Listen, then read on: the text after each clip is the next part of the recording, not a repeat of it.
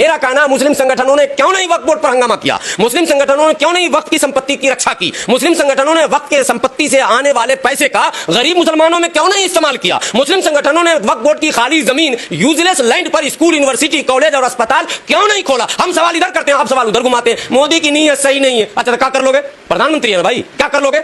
सब पे बुलडोजर चला दिया योगी ने, क्या कर लिया तुमने? सवाल तक तो उठा नहीं पा रहे हो कि वो फर्जी बुलडोजर, नकली बुलडोजर, भेदभावपूर्ण बुलडोजर, असंवैधानिक बुलडोजर चल रहा है। तुम्हारे मां ने दूध नहीं पिलाया, तुम बोल नहीं पा रहे हो, और तुम चले माने मुख्यमंत्री से तो निमटे नहीं, अब चले प्रधानमंत्री से लड़ने के लिए। बिल्कुल बेकार की बातें। सबसे पहले आत्मचिंतन, आत्ममूल्यांकन की आवश्यकता है हमें। वक्फ बोर्ड एक ऐसा बोर्ड है जो आज तक कभी आय व्यय का ब्यौरा किसी को दिया ही नहीं।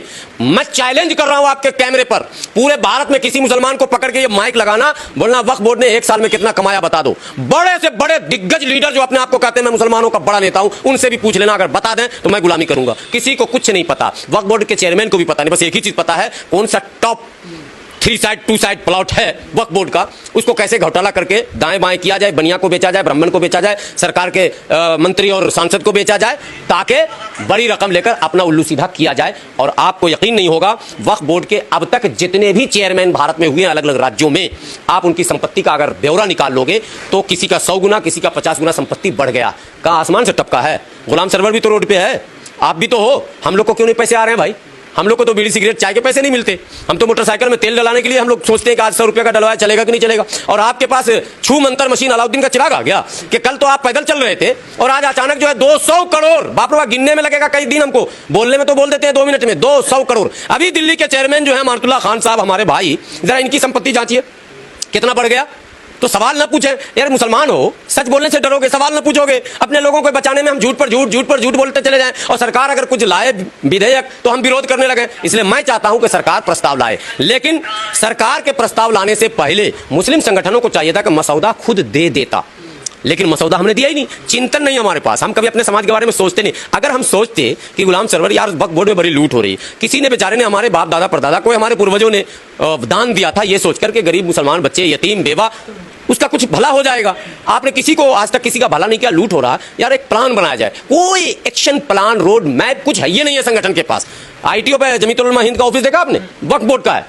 तो आप तो वक्फ बोर्ड के 3 साइड 2 साइड लूट रहे हैं, ठीक है, अरबों खरबों की संपत्ति होगी वो जो लोकेशन है, और गरीब को तो कुछ मिला नहीं। अब जब विधेयक आ रहा था आप उछल रहे हैं, मतलब आगे भी लूटने की मंशा आपकी है।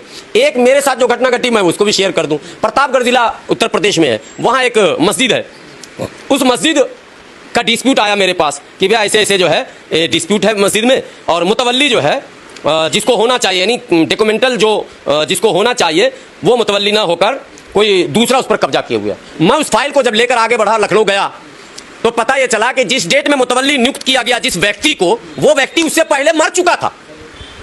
मतलब समझ में आई कि नहीं आई आप लोग को? यानी आज 5 अगस्त है, आज जिसको हम मुतवल्ली नियुक्त कर रहे हैं वो ऑलरेडी 2-4 महीना पहले मर चुका।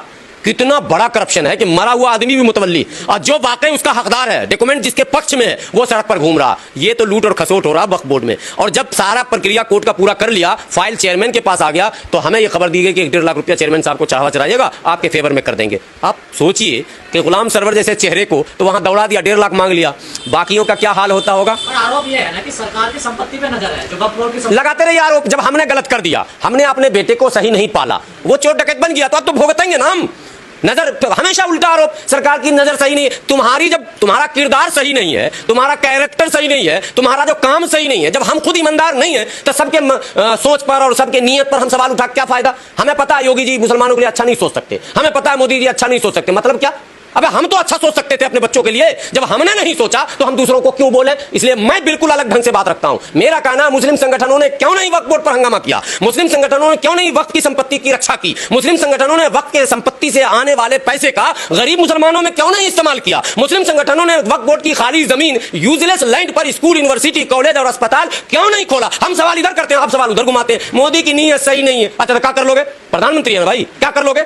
सब पे बुलडोजर चला दिया योगी ने, क्या कर लिया तुमने? सवाल तक तो उठा नहीं पा रहे हो कि वो फर्जी बुलडोजर, नकली बुलडोजर, भेदभावपूर्ण बुलडोजर, असंवैधानिक बुलडोजर चल रहा है। तुम्हारे मां ने दूध नहीं पिलाया, तुम बोल नहीं पा रहे हो, और तुम चले माने मुख्यमंत्री से तो निमटे नहीं, अब चले प्रधानमंत्री से लड़ने के लिए। बिल्कुल बेकार की बातें। सबसे पहले आत्मचिंतन, आत्ममूल्यांकन की आवश्यकता है हमें। देखिए, मुसलमान अगर हैं, कहा जाता मुसलमान कभी झूठ नहीं बोल सकता, मुसलमान धोखा नहीं दे सकता, कहा था, लेकिन हम ही धोखा दे रहे हैं अपनों को, गैरों को छोड़ दो। अभी हम अपनों को धोखा दे रहे हैं, अपनों से झूठ बोल रहे हैं। हमें इसकी सजा मिलनी चाहिए, चाहे मोदी जी के रूप में मिले, योगी जी के रूप में मिले, अमित शाह जी के। मैं तो कहता हूं इससे भी बड़ा कोई तगड़ा वाला आए, खूब पीटे, हमको सीधा कर दे, तब हम सीधे हो जाएंगे। उम्मीद है कि लोकसभा में वक्फ संशोधन विधेयक रखा जाएगा। संभावनाएं है कि 40 बिंदुओं पर सरकार ने संशोधन किया है, 40 नए बिंदु उसमें जोड़े हैं। इस सिक्के का भी दो पहलू है। कोई भी कहावत है कि आग लगती है तभी धुआं उठता है। वक्फ बोर्ड के तमाम मामले देश के सामने हैं। वक्फ बोर्ड के जितने भी मतलब संपत्तियां उनकी हैं, वो उसका बंदर बाट लगातार चल रहा है इस देश में। दिल्ली देश की राजधानी है, दिल्ली के अंदर वक्फ बोर्ड के पास इतनी संपत्ति है कि अगर पारदर्शिता के साथ, ट्रांसपेरेंसी के साथ का सही वितरण कर दिया जाए तो 10,000 मुस्लिम परिवार, गरीब परिवार सीधे सीधे उसका लाभ ले सकते हैं। लेकिन आज तक के इतिहास में 76 वर्षों में 1954-55 से लगातार वक्फ एक्ट जब से नेहरू जी ने बनाया तब से अब तक एक घर दिल्ली में हमको बताइए कि वक्फ बोर्ड ने किसी गरीब मुसलमान को एक घर बना के दे दिया हो। एक बात ये। दूसरा, एक कॉलेज या स्कूल बताइए कि वक्फ बोर्ड ने एक कॉलेज या स्कूल खोल दिया हो।